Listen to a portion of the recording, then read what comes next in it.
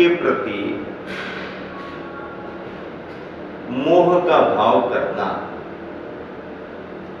काया में रत, काय रत शरीर में मोह बुद्धि का आना और शरीर में मोह बुद्धि का आना ही यथार्थ में कायरता है। कायरता यानी भीरुपना, मन में डर व्याप गया,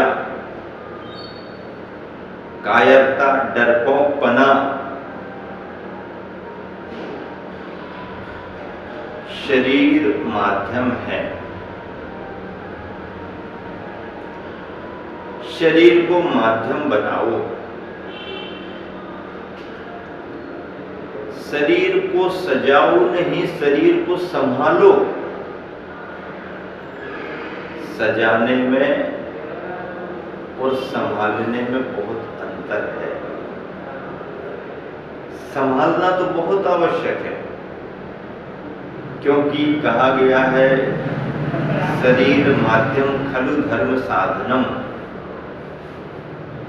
शरीर के माध्यम से ही धर्म की साधना होती है। तो ऐसा जो धर्म साधन का माध्यम है,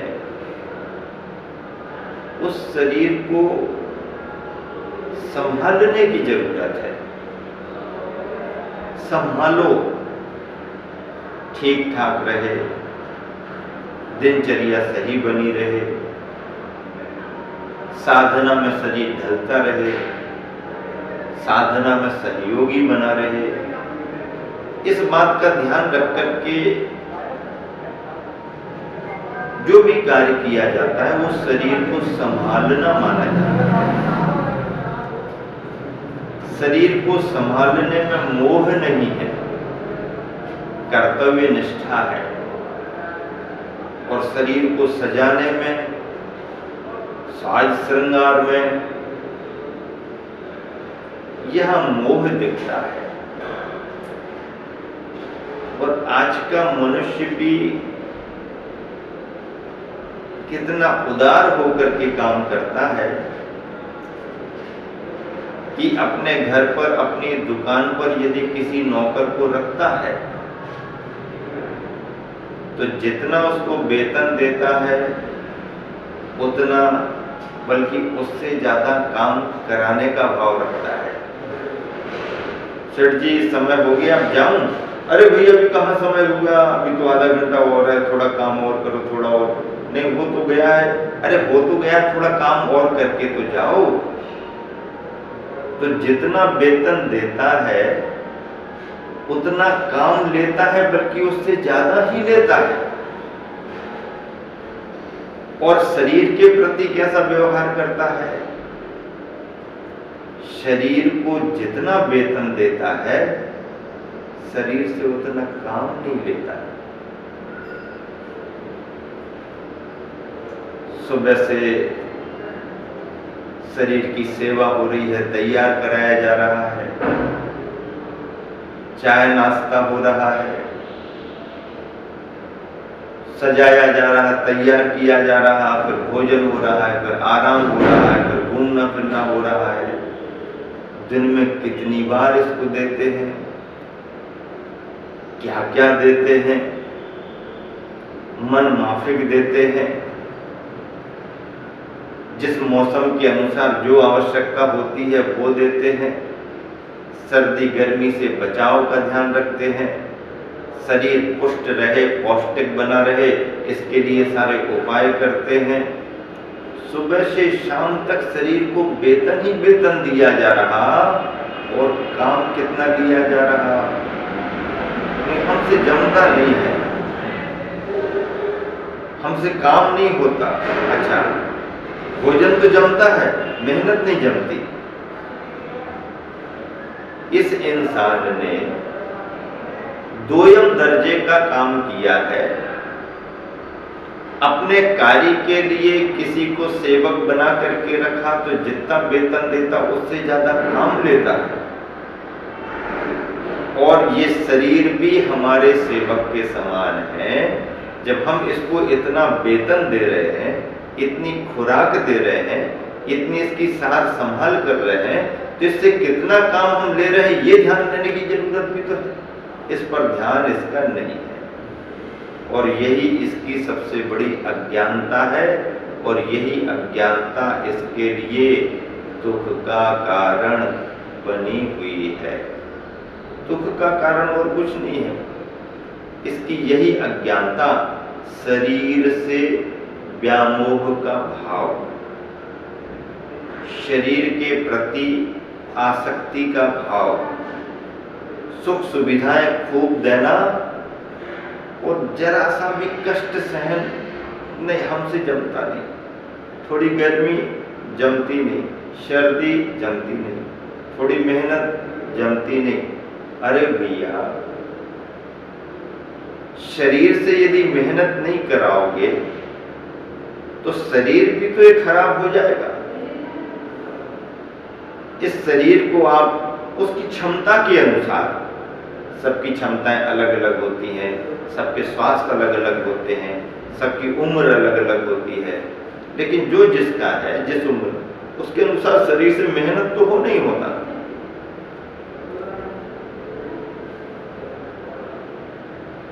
शरीर के लिए नीतिकारों ने शास्त्रों में कड़वी तुम्बी की उपमा दी है। कड़वी तुम्बी को यदि सीधा सीधा कोई खा ले तो फूड पॉइजन हो जाए, क्योंकि उसमें कड़वापन है। खाओगे तो फूड पॉइजन होगा, बीमार पड़ जाओगे, लेने के देने पड़ जाएंगे। तो कड़वी तुम्बी का कोई उपयोग नहीं है। क्या है उसका उपयोग? क्या है उसका उपयोग? कड़वी तुम्बी के अंदर का कड़वा भाग निकालो और उस सूखी हुई तुम्बी से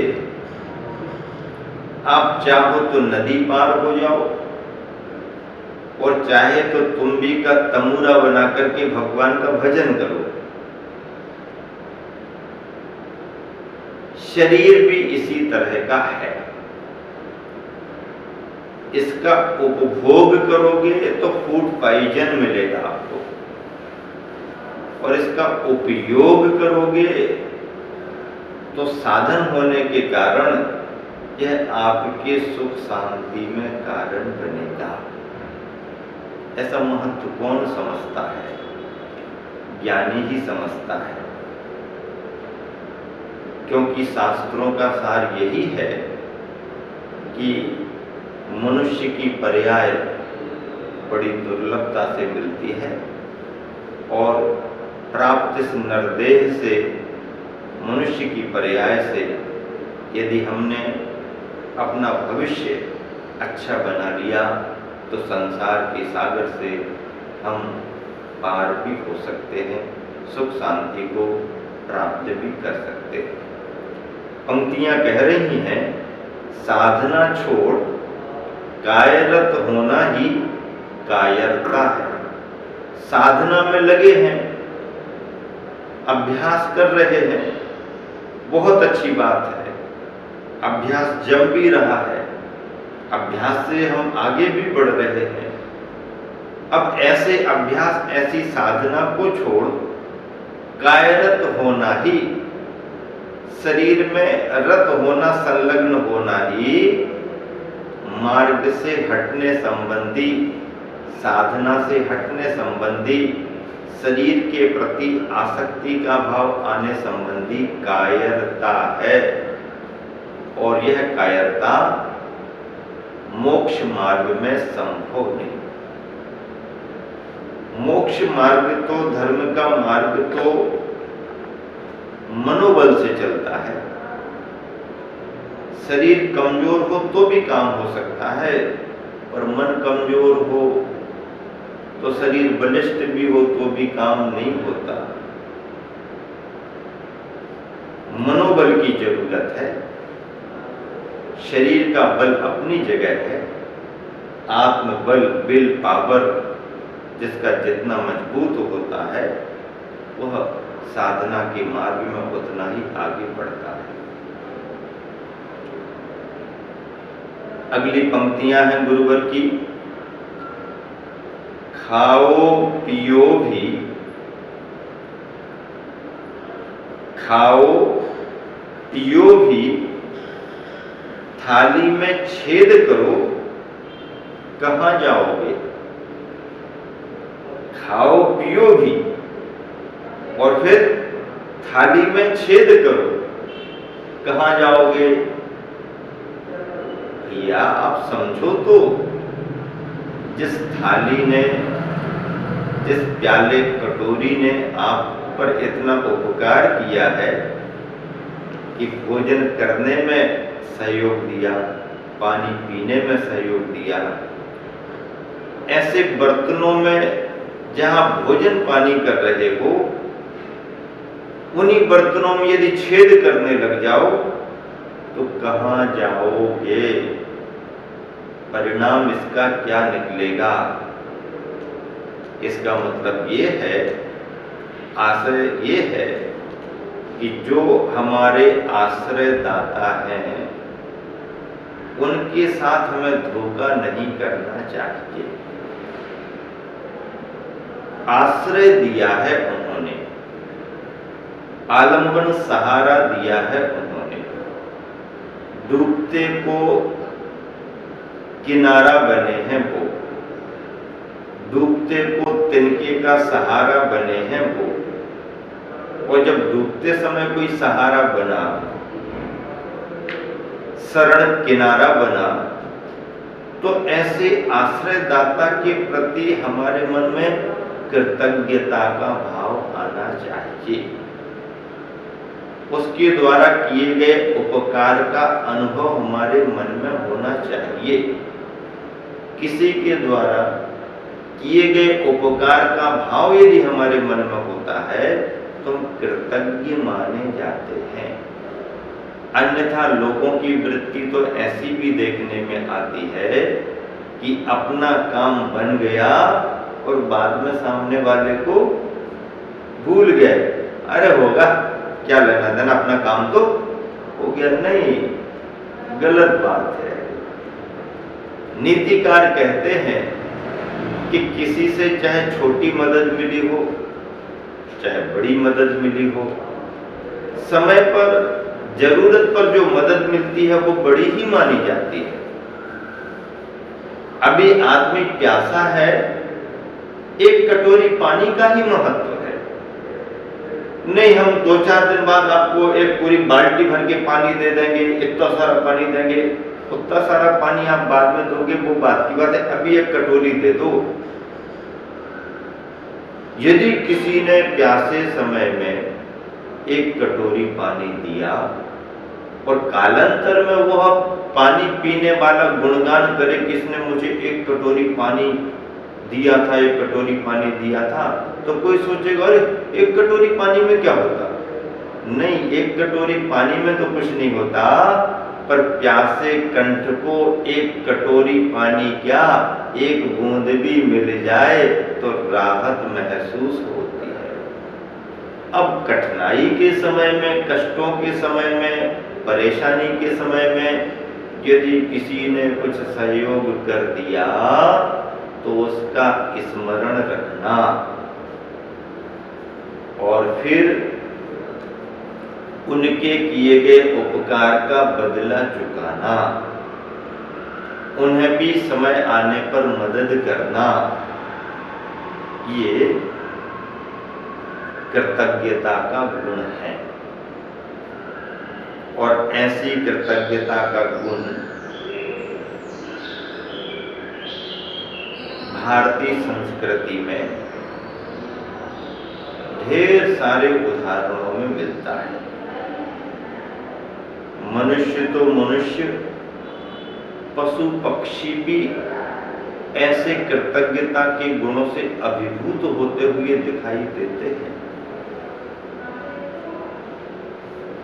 हमें चाहिए कि ऐसे आश्रयदाताओं का विश्वास हम जीतें उनका विश्वास खंडित ना करें। खाओ पियो भी, थाली में छेद करो, कहां जाओगे? आश्रय देने वाले का कुछ बिगड़ेगा नहीं, लेकिन तुम्हारी इस वृत्ति को देख करके फिर तुम्हारे लिए कोई भी आश्रय देगा नहीं, क्योंकि तुम्हारे स्वभाव को समझ में आ जाएगा कि अरे भाई ये खाता भी है पीता भी है और फिर उसी थाली में छेद भी कर देता है। कोई विश्वास नहीं करेगा तुम पर। इसका मतलब ये है कि हम जहां भी हैं, जिसके आश्रय से हैं, जिस व्यवस्था में, जिस वातावरण में हैं, हम उनका सहयोग करें। उनके सहयोग की हमारे लिए भी जरूरत पड़ती है, इत्यादि प्रकार से यदि कहीं पर हैं तो उस व्यवस्था को बराबर ध्यान में रखें और जो हमारे लिए अवसर मिला है, लाभ मिला है, उसके प्रति कृतज्ञता का अनुभव करें, किसी का विश्वास ना तोड़ें और उन्हें सहयोग बराबर बना करके रखें। नीति हाइकू यही कह रहा है। अगली पंक्तियां हैं, गर्भ गला लो, गले लगा लो, गर्भ गला लो, गले लगा लो, जो है अहिंसा प्रेमी। गर्भ गला लो, गले लगा लो, जो है अहिंसा प्रेमी। अहिंसा प्रेमियों का महत्व है। अहिंसा आज समय की मांग है। हिंसा बढ़ती है